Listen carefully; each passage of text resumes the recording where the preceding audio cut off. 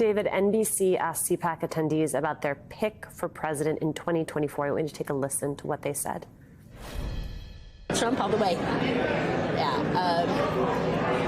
I don't think anybody can pull it away like he did. Not DeSantis, not Pence, not... Definitely not Pence. If Donald Trump don't win, I'm going to pray that God will just end it. I'm very adamant about that.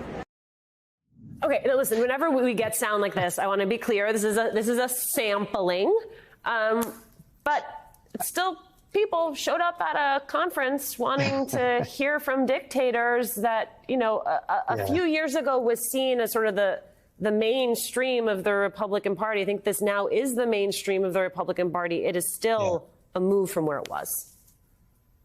Yeah, Alicia, look, I do think the takeaway from this particular CPAC conference is the embrace and celebration of Viktor Orban. It is a reflection that today's American conservative movement has embraced the great replacement theory that tries to eschew brown and black people.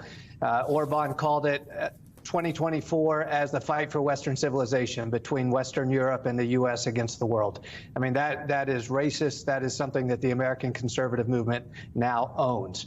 Now, as to the presidential straw poll, look, this is still Donald Trump's party, but I do think what has happened in the past really just 6 months is going into this year, if Donald Trump got into the 24 GOP nomination race, I'm not sure anybody else would get in.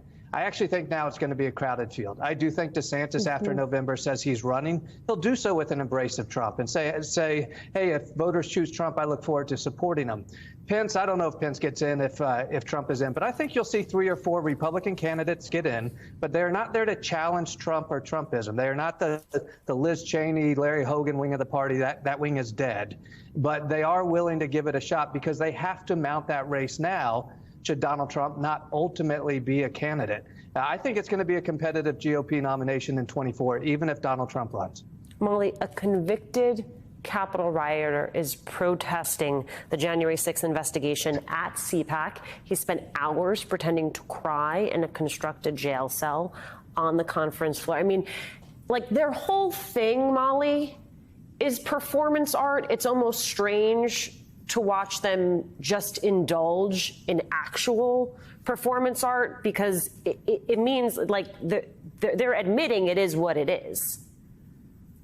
The whole idea here is that conservatives are victims. They're the real victims. Even if they've done crimes, they are the victims. And you saw this with Marjorie Taylor Greene earlier on in CPAC. She said that the real victim of the Alex Jones Sandy Hook thing, where he harassed these families and made their lives horrible and lied about Sandy Hook, was actually Alex Jones. So this is a whole sort of way to look at the world that is completely self-pitying and is all about what other people have done to you. And for some reason, this resonates with the GOP base, and they get very excited about that.